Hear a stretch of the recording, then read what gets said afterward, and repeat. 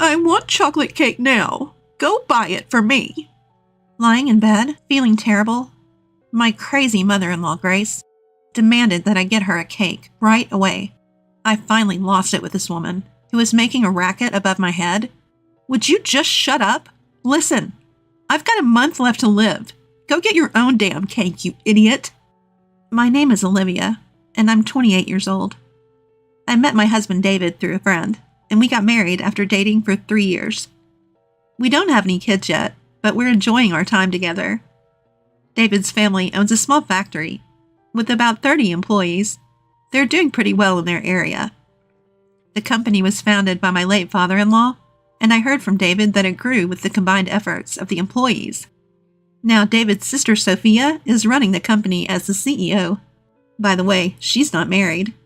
Sophia has a knack for business, and the company's performance has improved recently. Must be Sophia's great communication skills, just like Mom, David said. Sophia was indeed friendly and approachable, even to me when we first met. I'm Sophia, your sister-in-law. I'm so happy to have such a cute sister. She grabbed my hand and said this with a wonderful smile. As someone who only has brothers, I was also happy to feel like I had gained a sister. So far, it sounds like I have nothing to complain about, but that's not the case. The problem is my mother-in-law. Our company has coffee breaks at 10 a.m. and 3 p.m., and I really hate those times. And here's why. Sorry, Olivia. I'm a bit tied up. Could you get Mom's coffee? When I hear that, my mood instantly drops.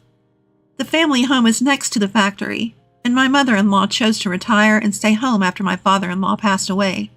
However, she seemed to cherish this coffee break, saying, I've been waiting for you. So, Olivia, I wanted to talk to Sophia. She gave me a blatantly disappointed look. Naturally, she wasn't in a good mood, and as she was about to leave with a wry smile, she said, Hey, I have something to say to you, so sit here.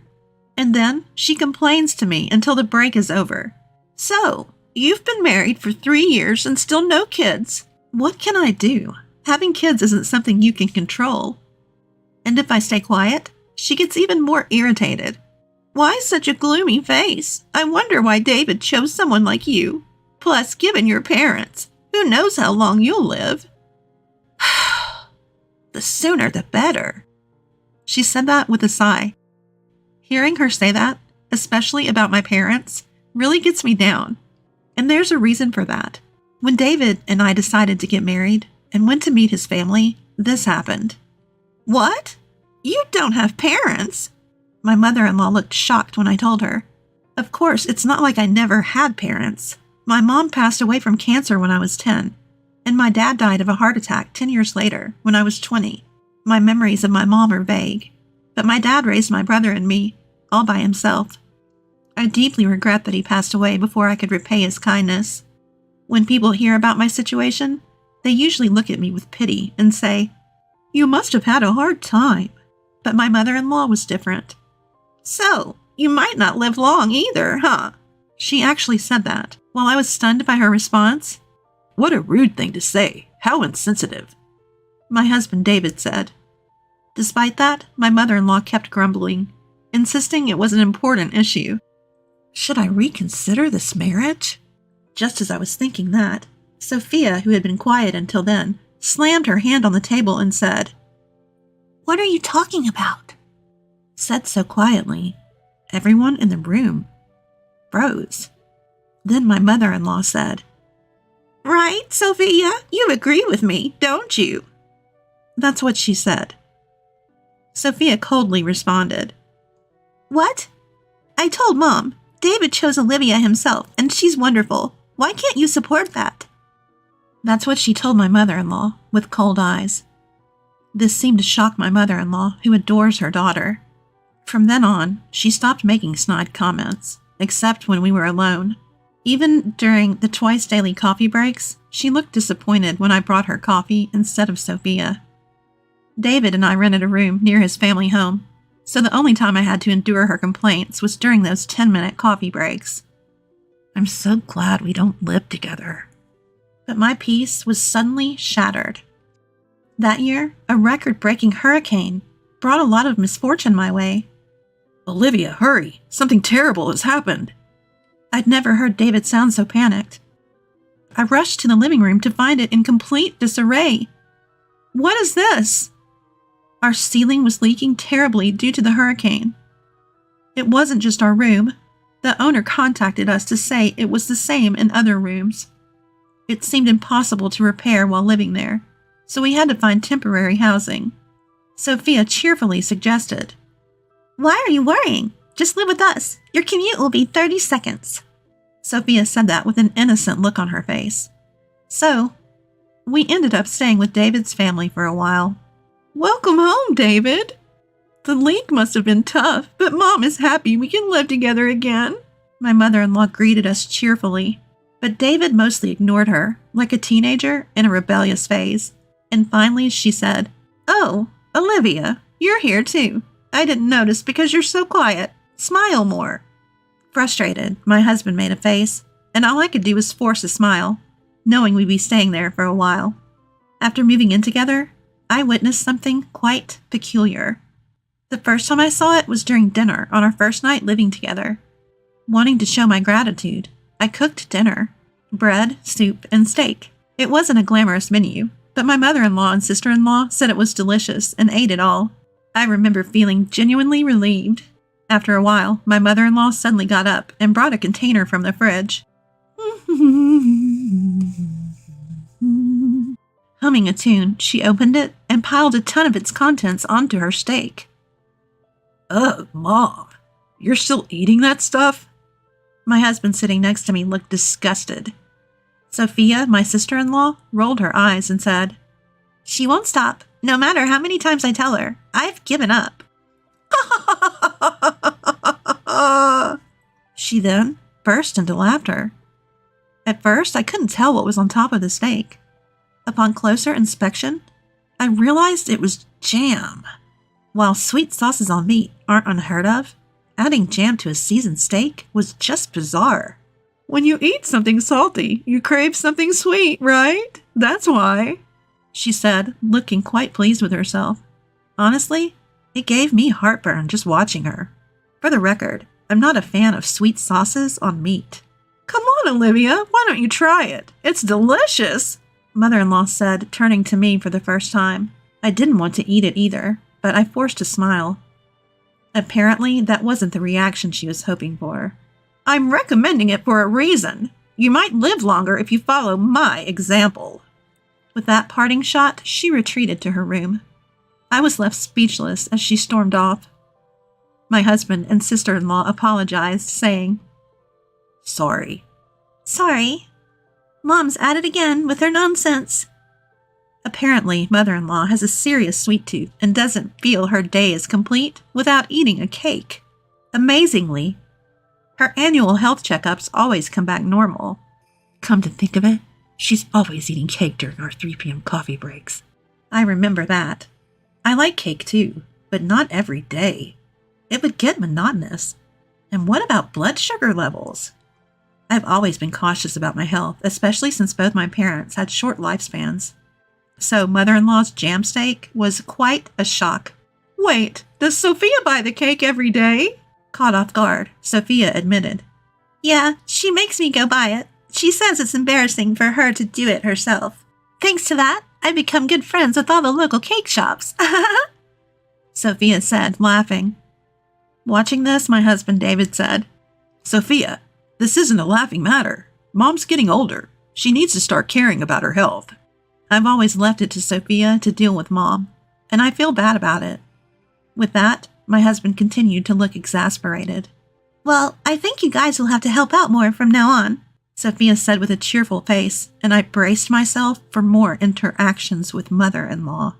Living with my in-laws made my commute much shorter, so I took the initiative to do household chores before and after work. I tried to engage my mother-in-law in conversation, but she often gave me the cold shoulder or outright ignored me. Despite that, she never missed an opportunity to complain about the kids during our coffee breaks. Since moving here, I've had more bad days. Must be the stress.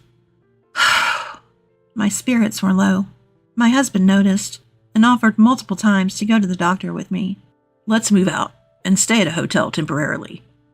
he suggested, but I declined, because it felt like a waste of money, and the nearest hotel was still a bit far. Then, the worst thing happened. A business trip for a whole week? I was speechless at the news from my husband. The reason for my despair? Sophia, my sister-in-law, would be going too, meaning I'd be alone with mother-in-law. Yes, I'm saying that.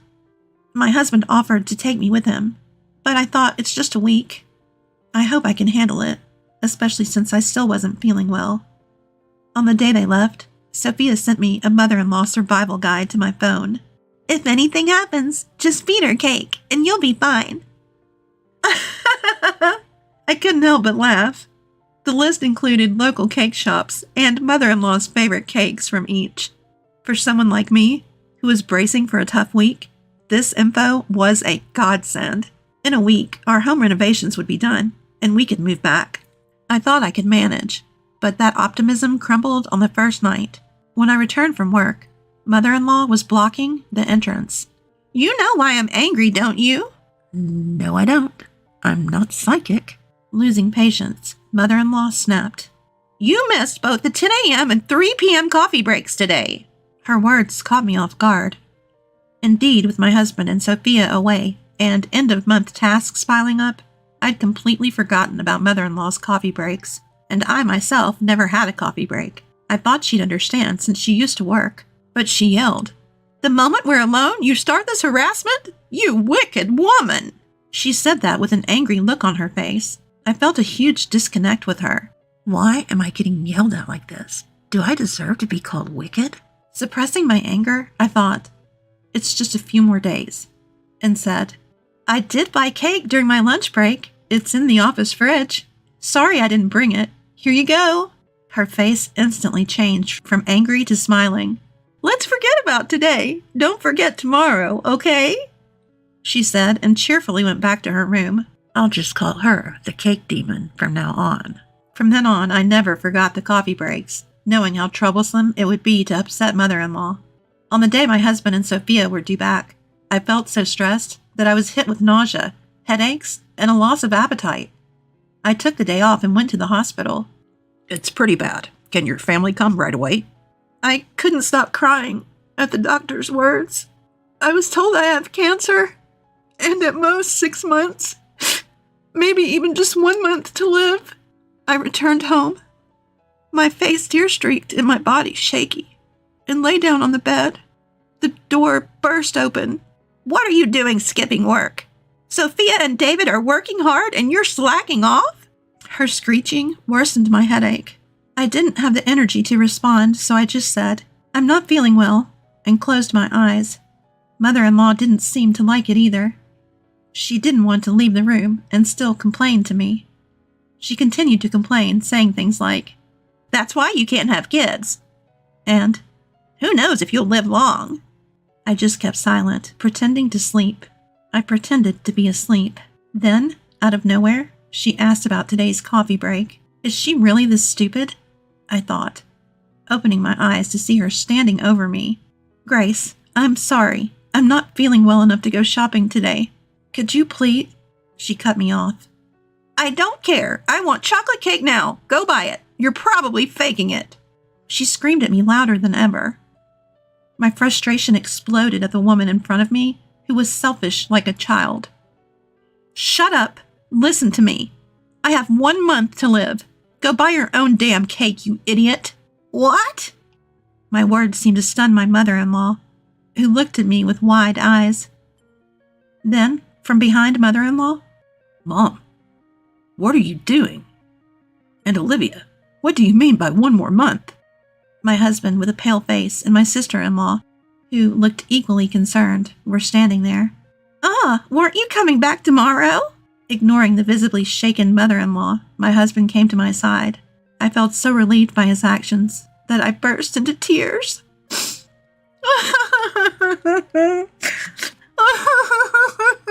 I can't take it anymore. The doctor says it might be cancer, and I'm not feeling well, but you keep nagging me to go buy cake. Enough is enough. Stop bothering me about the kids, too. Just leave me alone, you idiot. I let out all my resentment towards mother-in-law while crying. My husband and sister-in-law looked at mother-in-law with cold eyes. Sending a sick person to buy cake? Are you stupid? Sophia, who's usually all smiles, had a face I'd never seen before, a terrifying one. You've been making snide remarks about the kids. Look, I didn't say anything because it's a private matter, but the reason we can't have kids is me. My husband raised his voice as he said this. In reality, about a year after we got married, we consulted a doctor because we were having trouble conceiving. The test showed that I was fine, but my husband's numbers were low. He felt really down about it and kept apologizing to me with a sad face. I didn't want to make him feel that way, so I avoided talking about kids as much as possible. I did want children, but I thought life with just my husband was enough. I never considered leaving him because we couldn't have kids.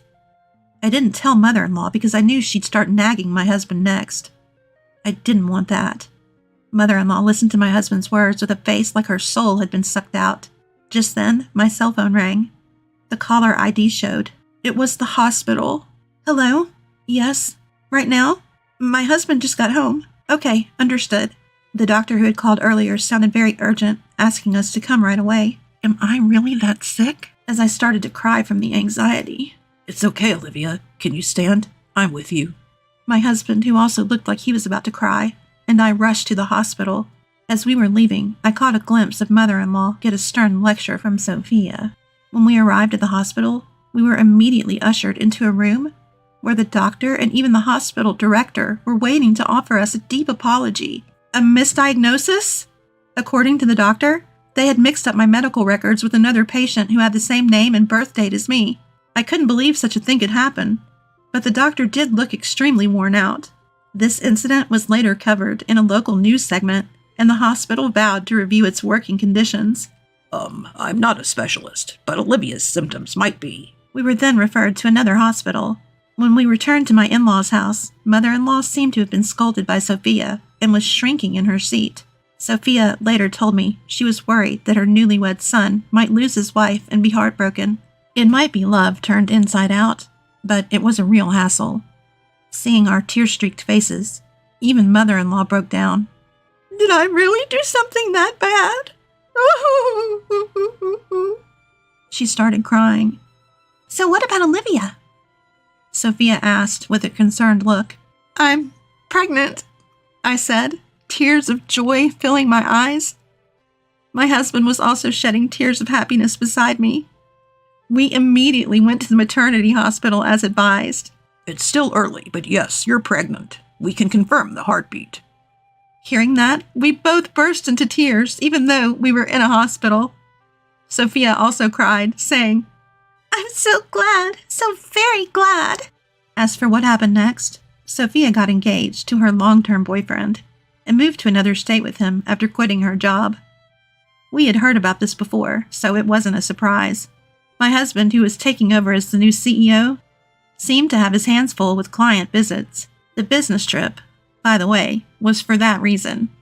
He told me later that he was able to come home a day early because it ended sooner than expected.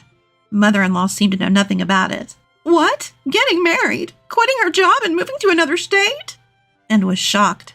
Sophia told her, Yeah, I told you, remember? Well, it doesn't matter. It's settled. Mother-in-law was in a daze, and we all laughed.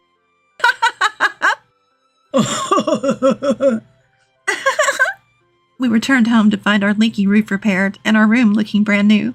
We cheered in delight. Things remained awkward with mother-in-law. My husband was angrier than I was and said he never wanted to see her again. But mother-in-law started showing up occasionally during our coffee breaks, holding not cake, but small snacks like biscuits. She had stopped the daily cakes and jam steaks, apparently trying to be more health conscious now that she knew a grandchild was on the way. Employees who had worked there since my father-in-law was CEO seemed happy to see mother-in-law, so I realized she wasn't inherently a bad person. Our conversations gradually increased, and she stopped complaining. When our daughter Emma was born, mother-in-law transformed. She started doing things like buying diapers and leaving side dishes for dinner, saying, Feel free to eat. You're always working so hard. Even when she knew I was home, she'd send a message and leave without ringing the doorbell. The side dishes were in a cooler, and I appreciated her thoughtfulness. I felt I could get along with this version of mother-in-law. What really convinced me was when Emma was born. Mother-in-law took my hand and said, "Thank you, Olivia. Really, thank you." Seeing her tears, I knew she was sincere. Sophia also seems to be doing well and recently announced her pregnancy. It seems like it won't be long before we all gather at the in-laws' house for a friendly meal